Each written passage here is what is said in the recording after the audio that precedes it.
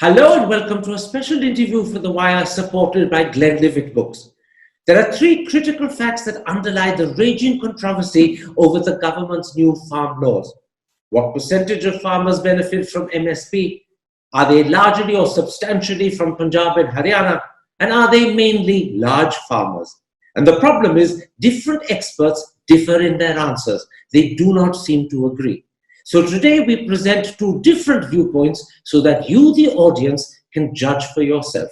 And my first guest is the former chairman of the Commission for Agricultural Costs and Prices and the present Infosys Professor for Agriculture at ICRIER, Ashok Gulati. Professor Gulati, in an article that you wrote for the Indian Express on the 30th of December, you said, and I'm quoting, only 6% of farmers sell their produce through MSP. Where do you get that 6% figure from, and how confident are you that it is accurate? Well, that figure comes from the Situation Assessment Survey, NSS around 70th round, which is for the year 12-13. That is the year for which they had done a much detailed survey of each farmer. Now, this figure, you have to have a little patience to understand how it is calculated in the NSSO survey. First, they give that of the total households which are growing, let us say, paddy or which are growing wheat, what percentage of them are selling. Then out of those who sell to anyone, what percentage actually sells to MSP agencies for MSP, government agencies. So it's a two-step calculation you have to do, and I'll give you the data. For the paddy Kharif season, there were more than 4 crores, 4.35 crores households who grew paddy. Out of that, only 42.86% of the paddy households sold paddy to anyone in the market, right? Out of this 42.86%, 13.49% sold it to agencies, government agencies at MSP. So if you want to calculate out of the total paddy producers, cultivators, how many really sold at MSP, you have to multiply 42.86 with 13.49 and divided by 100, and then you get a figure of 5.78% to be very exact for paddy. And same thing you do it for wheat, and you get a figure out of the 3.52 crore household who cultivated wheat, 36.9% sold their wheat. Rest is self-consumed. Now 16.23% of these who sold actually sold at MSP, and when you multiply these two, you get a figure of 5.99%, that is 6%. So for paddy it is 5.78% or 5.8%, and for wheat it is 6% of the farmers, wheat farmers or paddy farmers, who sold their produce at MSP. Now this is all coming, this is not my data, this is the most comprehensive survey done in the country, 70th round, and it is easily verifiable. Now you back up this study by a research that you did yourself with a colleague of yours, Ritika Juneja, when you actually worked out the value of agri-produce bought by the government at MSP prices in 2018-19. We won't go into details, but that survey done by you and Ritika Juneja also showed that 6% of farmers as well as 6% of agri-produce benefited from MSP. So in other words, you have two ways of backing up this 6% figure. Yeah, first figure is out of the NSSO survey for 12-13, and there is no survey after that. So we don't know how many farmers have sold, right? And the best way is the latest data, we took it 18-19, all the purchases that the government has done for wheat, rice, pulses, oilseeds and cotton, because this is the MSP complex for which MSP is given by the government I'm keeping sugarcane separate because sugarcane technically is not MSP, that is FRP, which is to be paid by the industry. So that's a little different story. We can get into that if you are interested. So we added for 18-19 how much procurement was done for paddy, how much was done for wheat, how much for pulses, oilseeds at their MSP, what is the value, and cotton. All these we added, and we worked out that as a percentage of the value of agriculture produce, agriculture and livestock total, what is called the agriculture. And that number also comes to 6%. So Okay. whether it is 6% of the value or 6% of the farmers, our numbers are robust and they have not been, deliberately tinkered this way or that way. The reality, the people of this country should know. Now, a second issue that occurs from your article in the Indian Express of the 30th of December is your claim that the majority of farmers benefiting from MSP are from Punjab and Haryana. I want to ask you, in this context, what does majority mean? Are you talking of 51%, 70%, 90%? What does majority mean? It's a simple question that you are putting. Those who have surpluses, they are the ones who are going to sell. And they are going to sell to MSP, at MSP, where the functioning system of procurement is robust, right? And that is the most robust in Punjab, Haryana, and now for wheat, Madhya Pradesh has come up. In fact, in the last season, Madhya Pradesh has beaten even Punjab marginally, 12.9 million tons vis-a-vis 12.7 million tons that they procure. So it has spread over the last 5, 7 years, 10 years for wheat into Madhya Pradesh, and for paddy. Can I stop you there, sir? When you say the majority of farmers who benefit from MSP are from Punjab and Haryana, what is that word majority meaning? Are you talking of just over 50%, 70%, 90%? Could you put a figure on it? No, I will give you exact number that, exact Punjab and Haryana, we can work it out, but I'll give you, if you define that who are the small holders, who are the middle holders, and who are the so-called upper middle and large holders, less than 2 hectares, 2 to 4 hectares, and 4 and above, if you take. And Punjab holding size is bigger, you remember that. So, the number that you get, for example, percentage cultivators selling at MSP for paddy overall is 5.78%, as I gave you earlier. Those who are less than 2 hectares, their percentage is only 4.65 versus those who are more than 4 hectares, 20.29. So do you get this number, that out of the actual number, if let us say Punjab is 100, then Punjab, in fact, if we work it out only specifically for Punjab, it will be all surplus farmers literally, or selling it there. Can I interrupt, sir? Can I interrupt? Yeah. What I'm asking is a simple question. You say in your article of the Indian Express that the majority of farmers who benefit from MSP are from 2 states, Punjab and Haryana.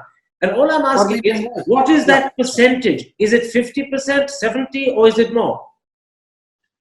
The number of farmers and the quantity that they sell, these are 2 different things that you have to keep. One farmer in Punjab can give you 5 times more quantity at MSP than a farmer from, let's say, Eastern UP.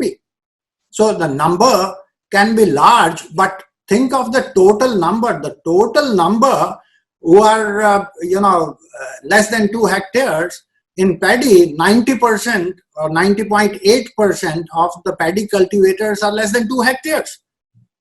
I think I understand what you're saying, sir. You're saying when you calculate this figure for the majority of farmers benefiting MSP coming from Punjab and Haryana, it's a majority not necessarily in terms of the number of people, i.e. farmers, but it's a majority in terms of the quantity that they sell. Quantity, yeah.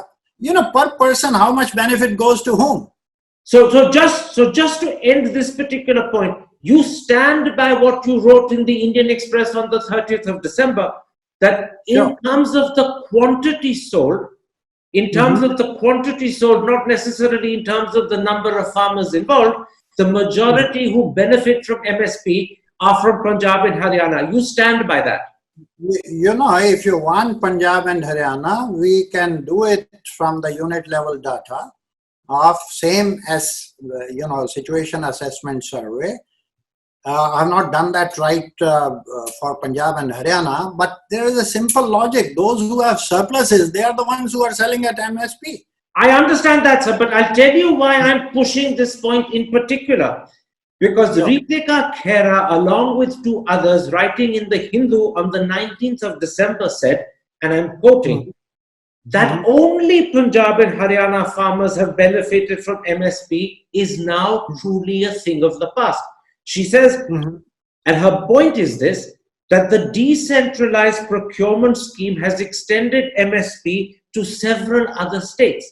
And since 2012-13, the DCP states now account for between 25 and 35% of MSP. So if Ritika Khera is correct, no doubt Punjab and Haryana will be the two dominant states in MSP terms, but possibly up to 35% of MSP goes to other states. That's 1/3 of MSP going to other states.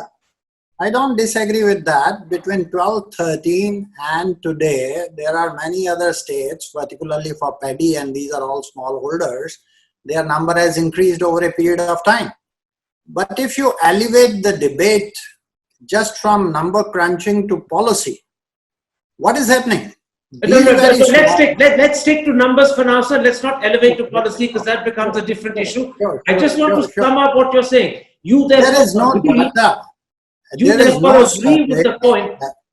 I just want to sum up, sir. You therefore agree with the point Ritika Khera and others made in the Hindu that the majority of farmers who benefit from MSP are from Punjab and Haryana, but also you agree with the point that up to 35% of MSP actually goes to other states. You agree with that, you don't disagree?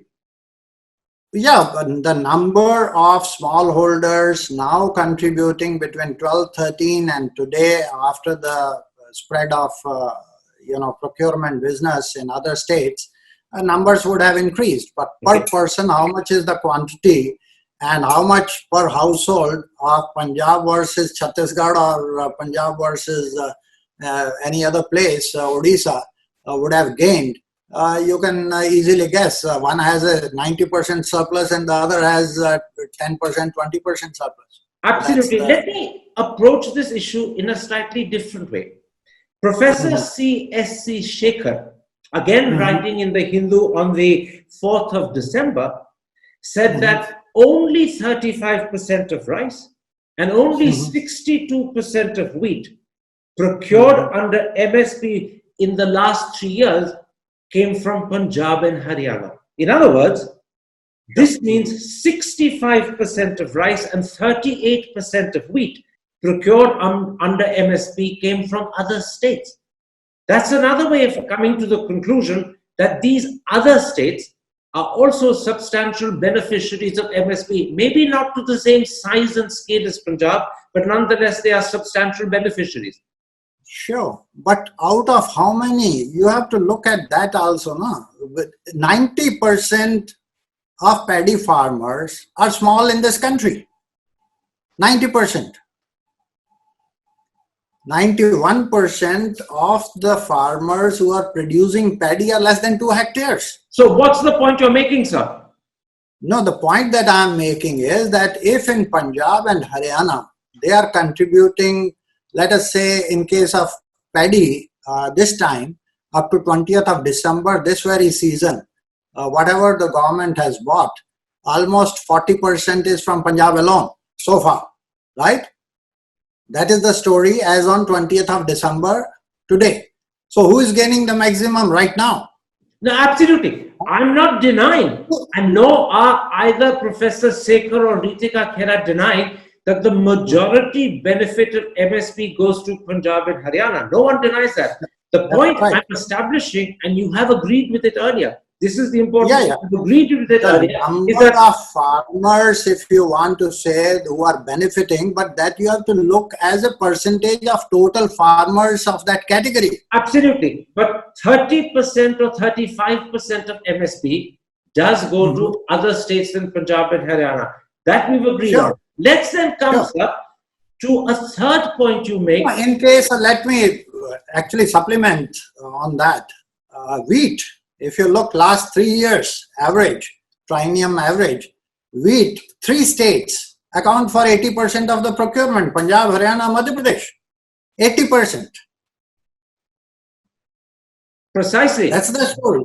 Precisely. In Therefore, the belief that many have that MSP is limited to Punjab and Haryana is wrong. Madhya Pradesh, at least in terms of wheat, provides in fact more wheat for procurement than Punjab, and therefore Madhya Pradesh benefits from MSP in terms of wheat very substantially.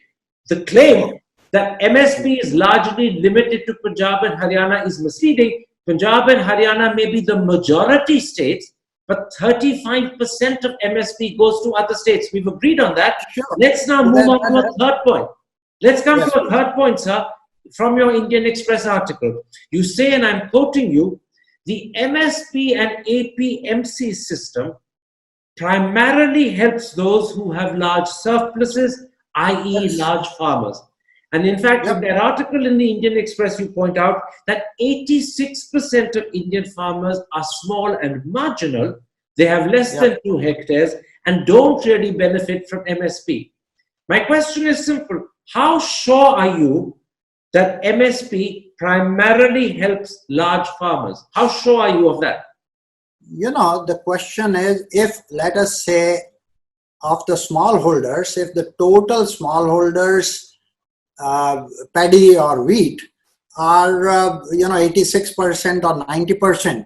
Now, if it benefits out of them 20% or 30%, what would you say? But their number can be large because 90% are smallholders. But right? Again, we're coming into but then per person. I'm interrupting because once again we're coming into a tricky area. You're distinguishing, it seems, between the number of farmers who are small, who benefit from MSP, and the quantity of produce that they make that is sold under MSP. And you're saying that the quantity of produce sold under MSP comes mainly from large farmers, not small. But the opposite could be true as well, that a large number of small farmers benefit in a small way from MSP. Yes, small way, large number of farmers, but remember the basic fact, only 6% of the agricultural produce has been bought at MSP, 6%. Now what you are talking is within this 6%, what is happening? Okay, let me quote to you. First, let it be clear that only 6% of the agricultural produce has been bought by the government, right? Now, within this 6%, you are saying how many are smallholders, how many are middle holders, how many are large holders. And then you have to look at how much is the quantity each one of us put in. Let's leave quantity aside, because obviously small farmers will produce smaller quantity, large farmers will produce larger quantity. So when you look at it in quantity terms, large farmers will be the majority of those who provide produce bought under MSP.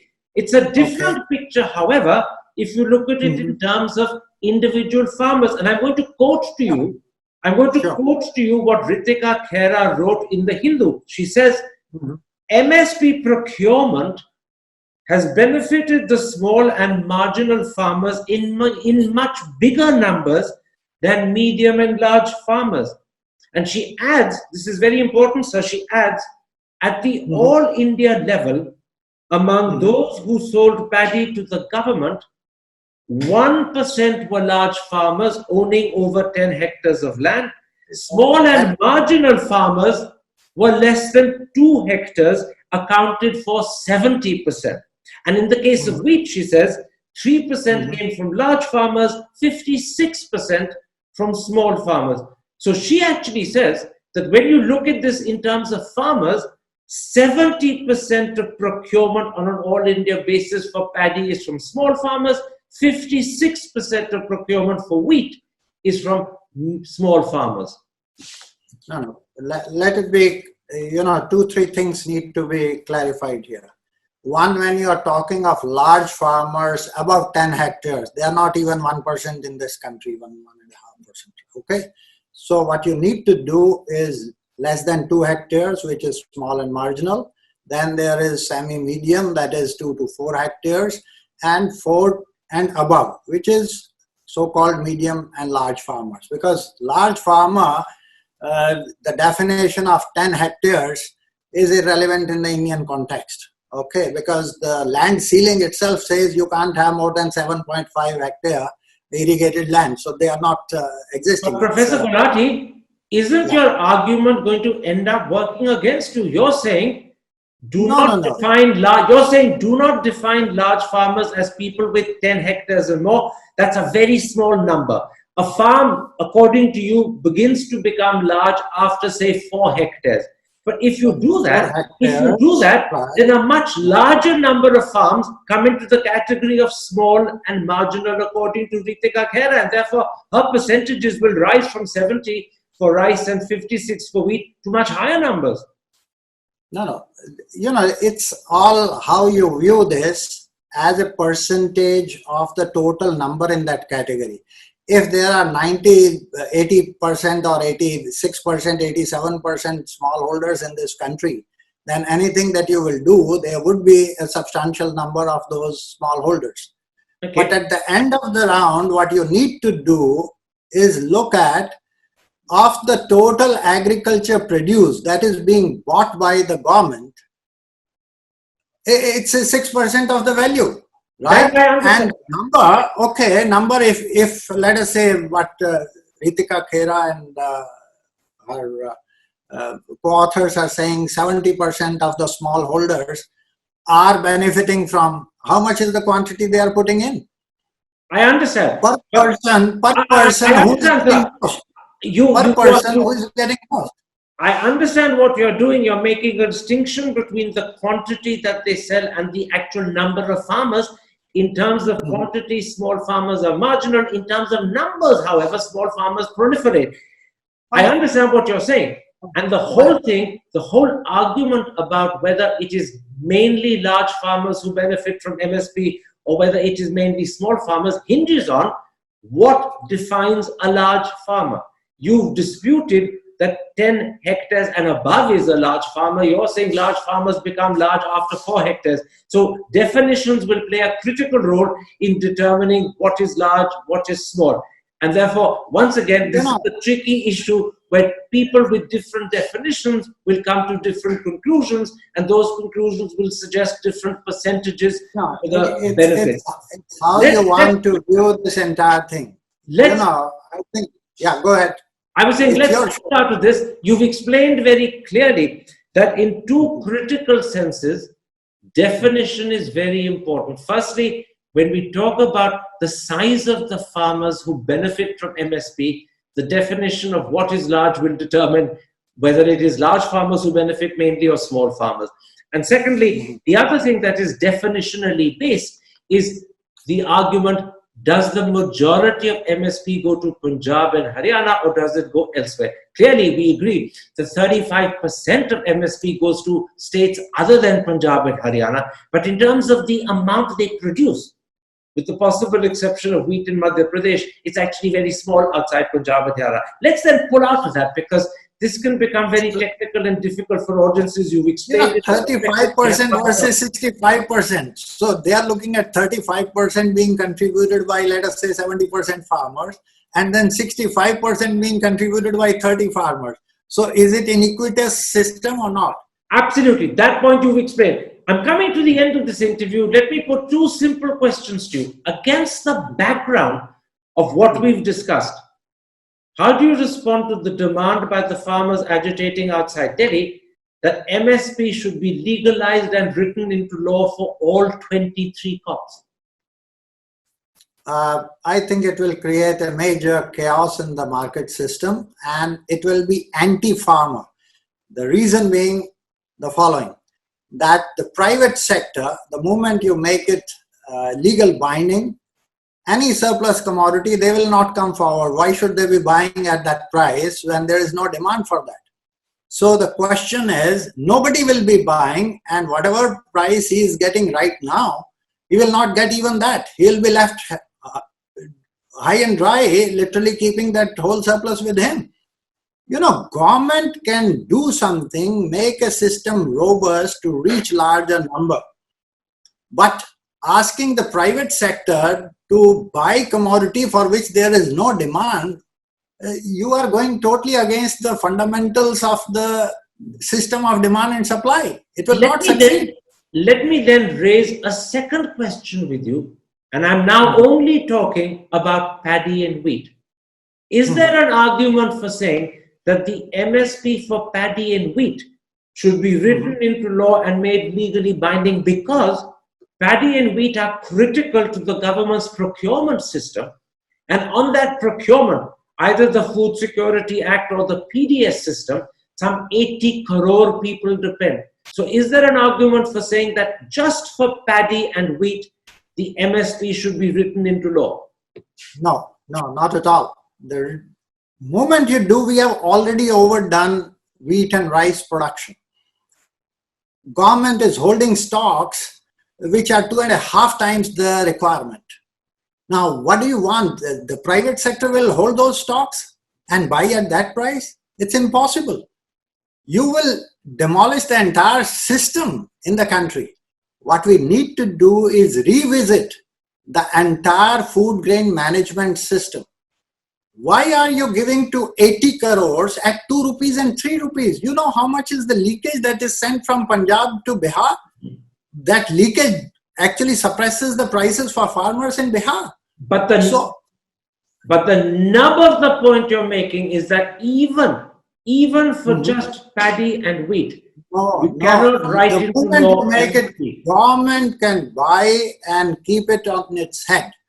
But the moment you make it legal, no private sector is going to come forward, and it is going to create a bigger chaos in the system, and that will turn out to be even more anti-farmer, because if the private sector doesn't come at any price, then what the farmer will do with that? Absolutely. You've made it very clear. You've answered the 3 critical questions that I said lie at the very core of this raging dispute. What percentage of farmers benefit from MSP? Your answer, which you've repeatedly asserted, is just 6%. Are those farmers mainly from Punjab and Haryana? You say yes, they are, although 30 to 35% of MSP does go to other states, but 65% is for Punjab and Haryana farmers. And are those farmers mainly large farmers? You say they are. Once again, they are large farmers, though here, what one farmer, a large farm, more than 4 hectares. Definitions. I thank you very much, Professor Gulati, for joining me. Take care. Thank you. Stay safe. Thank you for having me. Great. Thank you. Joining me now to give her answer to those 3 critical questions: what percentage of farmers benefit from MSP? Are they mainly from Punjab and Haryana? Are they substantially large farmers? Is the Associate Professor of Economics at IIT Delhi, Ritika Khera. Professor Khera, in an article you wrote for The Hindu on the 19th of December, along with 2 of your colleagues, you say one of the wrong facts that has come to be accepted widely as if it is the truth is the belief that only 6% of farmers benefit from MSP. What do you believe is the more accurate percentage? Okay, so the 6% figure, it reveals as much as it hides, and that's why it's problematic. Number one, it pertains to 2012 and 13, and that's about 8 years in the past. More recent figures suggest that 11 million paddy farmers and 4 million wheat farmers benefit from MSP, which is much higher than the 5.2% figure, which leads to the 6% result, right? So if you use these newer numbers, which are from administrative data, the figures are likely to be higher. Why don't we have more? I mean, I don't think that administrative data is the most reliable source for these things. Why don't we have more reliable data for a more recent year? That's a good question to ask for a country that's so obsessed with real-time everything, digital everything. And this is a critical data gap.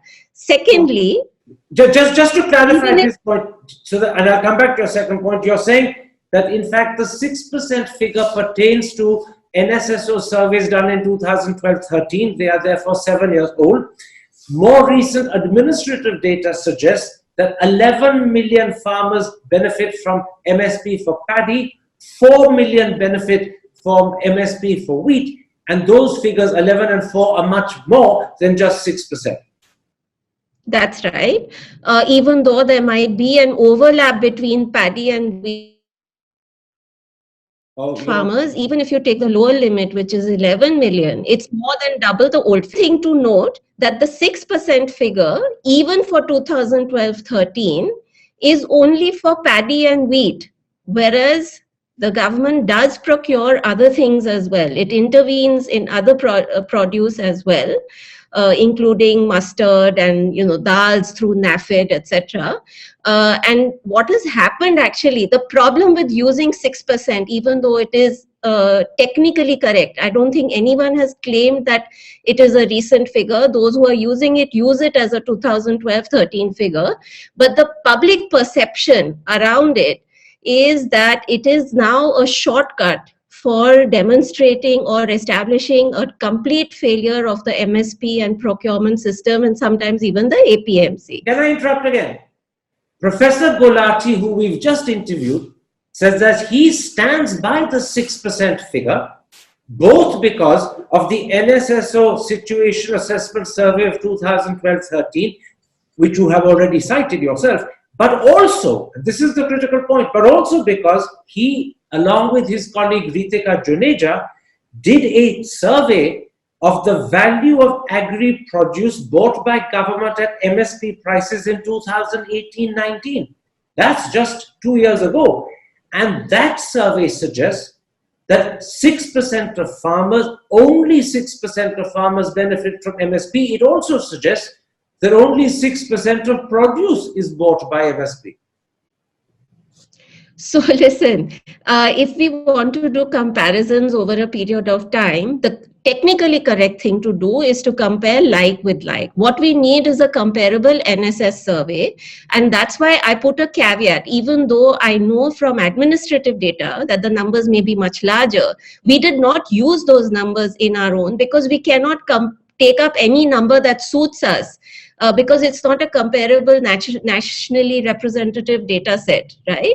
And I think this is the big policy gap or data gap that policy is being made in, that we are using outdated data to have a discussion about the situation today. And that is a disservice. That is the limited point that we are making. So you stand by what you wrote in the Hindu on the 19th of December, that much more than 6% of farmers benefit from MSP. And the basis for this is the administrative data that you cited, which shows that 11 million farmers benefit from MSP for paddy and 4 million benefit from MSP for wheat. And those figures, 11 and 4, are much more than just 6%. Let me then see. Sorry, hang on, just one quick caveat. Look, what we are saying is that we need to have this discussion using evidence that is reliable, nationally representative, and more recent. To use outdated data to make policy today is going to do disservice to the farm law discussion. That's all. I understand, but you still stand by your position that much more than 6% of farmers benefit from MSP. And that position is buttressed by the administrative data you gave me, which I repeated. It's buttressed by that. There are hints. Yes, there are hints from administrative data as well as the change in the past decade with the procurement policy, which has helped it shift out to some extent from Punjab and Haryana. Let's then come to the second important point you make in that Hindu article.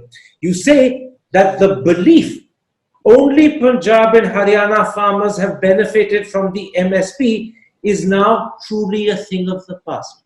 So let me ask you, what are the other states where farmers benefit from MSP, and how large is the percentage in those states? Right. So, this is still a problem of too much concentration of, especially in the case of paddy procurement happening in the state of Punjab and Haryana, which are not well suited for those crops. But what we have seen in the past decade is that the share of Punjab, from a peak of like 68% in the, I think 89 or 90, has now come down quite substantially. And what has happened is that for paddy procurement, about 10 to 12% of the paddy is in Andhra Pradesh, another 10 to 12% is in Chhattisgarh, and a similar proportion is procured in Odisha. Further, there are new kids on the block as far as procurement is concerned. States like Bihar and West Bengal are also contributing 5% each to the FCI pool. What we are saying is that because of the decentralized procurement scheme, which was initiated in the late 90s and implemented from the mid 2000s onwards, and has slowly been adopted by these eastern states, there has been a shift away from paddy procurement from Punjab and Haryana to these eastern states. And a similar trend has been observed in the case of wheat. Okay. Where the big change or the big new state is Madhya Pradesh, which now contributes 20%. I should at this point make a reference to the language you used. Your language is the following: only Punjab and Haryana farmers. That belief, only Punjab and Haryana farmers benefit from MSP, is a thing of the past. However, Professor Gulati has made it clear, he's never said only Punjab and Haryana. He believes Punjab and Haryana constitute the majority of the farmers who benefit from MSP. He accepts that up to 35% possibly go to other states. So, in a sense, that word only creates a distinction between you and him. Remove the word only, and he would accept your position that the majority beneficiaries are Punjab and Haryana, 35% are from other states. Right. So let me say two things here. One is, even if Ashok Gulati qualifies without the only or with the only, the way people use his work, for instance, Surjit Bhalla has very clearly said we're not going into Surjit Bhalla, let's leave him out. Sure, fine. No, so other people are using it in a different way, but another important data point to add to this debate is that 7 to 9% of the farmers who sell to FCI are in Punjab and Haryana. 33% are now from Chhattisgarh. 11%, as far as paddy is concerned, of course, are from Odisha. Okay. What we are not commenting on the distributional aspect or perhaps even a regressive aspect of the MSP policy. What we are saying is that the DCP states, the decentralized procurement scheme states, have put into place policies for giving MSP to paddy and wheat farmers in such a way that even the smaller farmers are able to participate in this. I'll come to the size of farmers in a moment's time. Let's leave that for a little later. At the moment, I'm talking about the claim made that only Punjab and Haryana benefit from MSP is, as you said, truly a thing of the past. Now, everyone seems to accept that there are states other than Punjab and Haryana who benefit from MSP. Even Professor Gulati accepts Punjab and Haryana only constitute up to 60-65% of MSP beneficiaries, up to 35% are from other states. However, and the however is quite important, the percentage of farmers who benefit from MSP in Punjab and Haryana is considerably greater than the percentage in any other state. For instance, up to 98% of Punjab's wheat and paddy, up to 98% of Punjab's wheat and paddy are sold through MSP. In Andhra, Uttar Pradesh, Telangana and Orissa, only 44% of rice is sold through MSP. In Madhya Pradesh and Uttar Pradesh, only 23% of wheat is sold through MSP. So in percentage terms, pretty close to 98% of Punjab and Haryana farmers benefit from MSP, compared to a high point of just 44% in Orissa for rice and 23% for wheat in Madhya Pradesh and Uttar Pradesh. Look, I would say to this that to compare a 5-year-old with a 20-year-old is slightly unfair. The procurement system in Punjab and Haryana has been functional for decades now, right? And over a period of time, the farmers in Punjab and Haryana have learned to make it work for themselves. They get better prices through the mandi system, which is why nearly all of them like to use it for the crops that are procured by the government. Whereas Odisha, Chhattisgarh, Madhya Pradesh are concerned, they are 5-year-olds, they're toddlers in this game. These systems are still being put in place in some of these states. Yeah, for instance, in Odisha, they don't have permanent mandis. They set up mandis during the Rabi, after the rice crop is harvested. In October, from October onwards, they set up temporary mandis through their cooperatives to do the procurement. Right?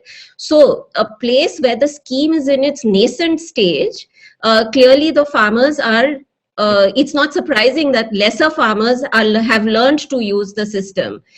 So what I would like to say is what we learn from these numbers and the story that you build with these numbers is quite different from the story that is often built with them.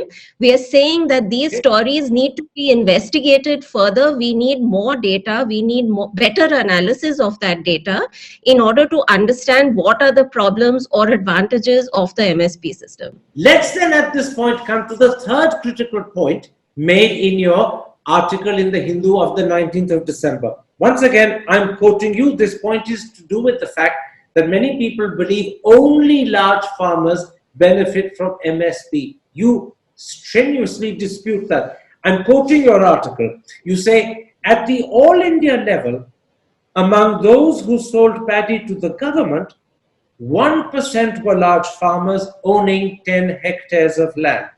Small and marginal farmers with less than 2 hectares accounted for 70%.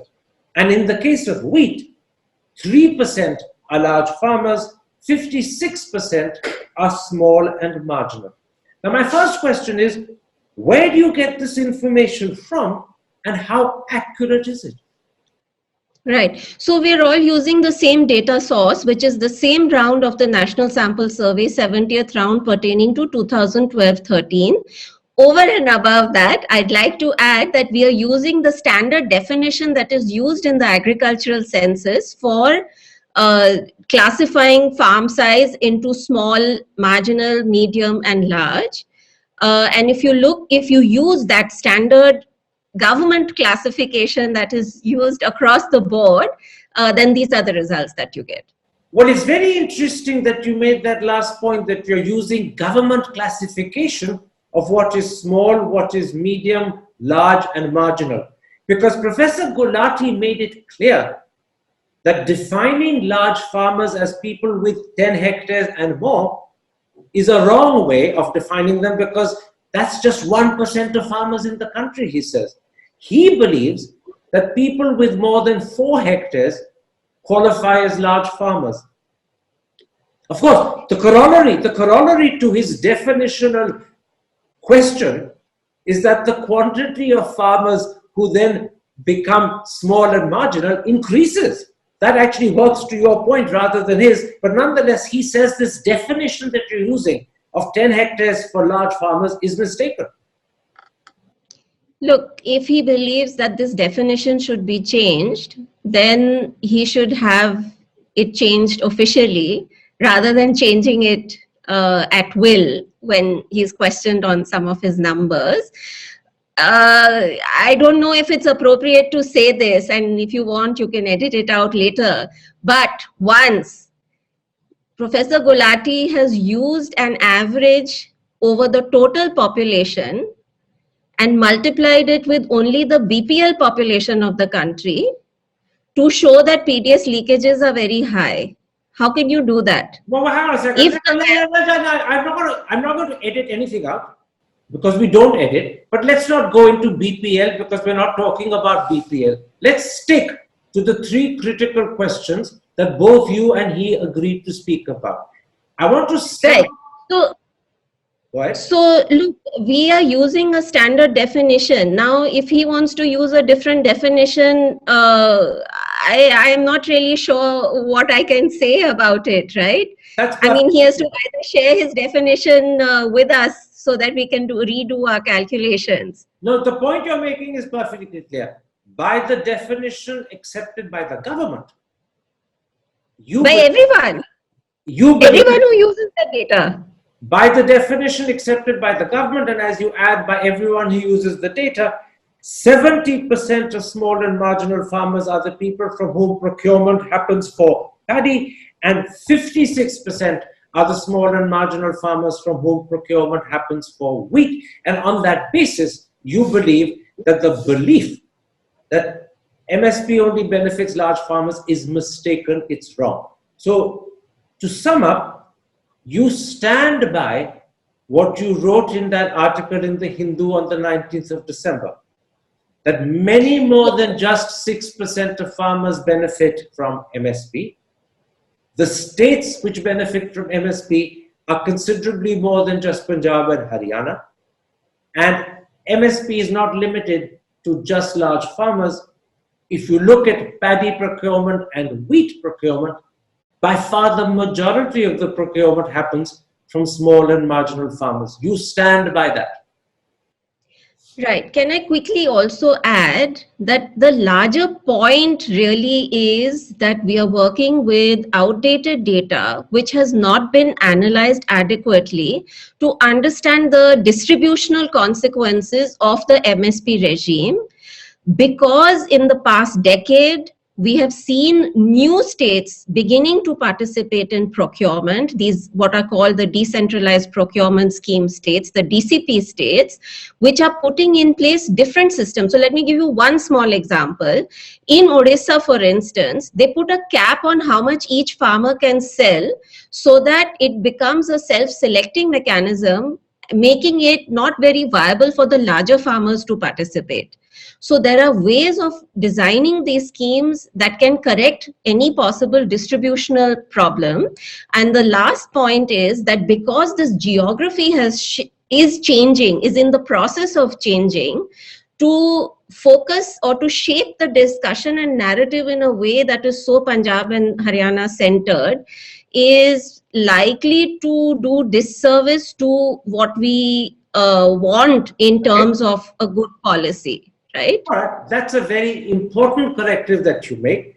And the important point, in fact, is two. One, we need more, better, up-to-date data. We do not have it. And secondly, we need to be agreed upon how that data is used and what the definitions are.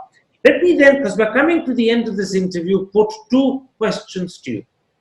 Against the background of all that we've discussed, how do you respond to the claim of the farmers agitating outside Delhi that MSP should be written into the law and legalized for all the 23 crops? How do you respond to that demand? Listen, I'm not an agricultural economist, and I would hesitate to comment on something that I don't fully understand.